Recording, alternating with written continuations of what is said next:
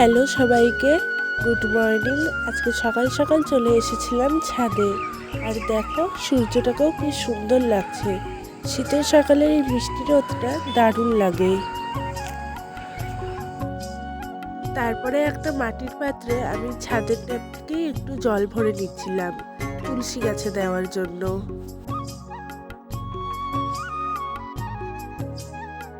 আর এই যে জল নিতে যাওয়ার সময় দেখি যে ইনিও চলে এসেছে ছাদে। ছাদের দরজা খোলা দেখেছে, তাই আমাকে উপরে আসতে দেখে ও চলে এসেছে। দেখো এখানে তুলসী গাছটা যেন কেমন নেতিয়ে এসেছে, তাই রোজ এটাতে একটু জল দিয়ে দিই। আর আমাদের ছাদে তেমন কোনো গাছ লাগানো এখনো হয়নি। শীত পড়েছে, ভাবছি এবার কয়েকটা গাছ কিনে আনবো।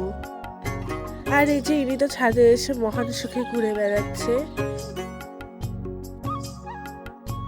এই করতে করতেই হঠাৎ দেখি মা চেয়ার নিয়ে উপরে উঠে আসছে।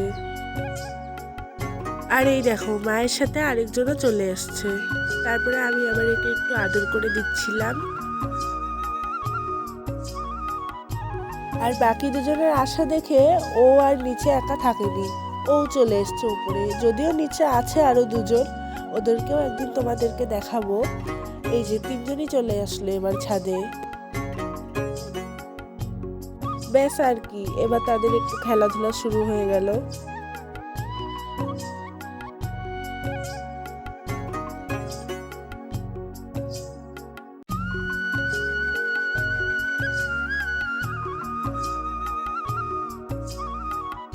আমি ছাদে আছি দেখে মা সকালের চাটা ছাদেই নিয়ে চলে এসেছিল।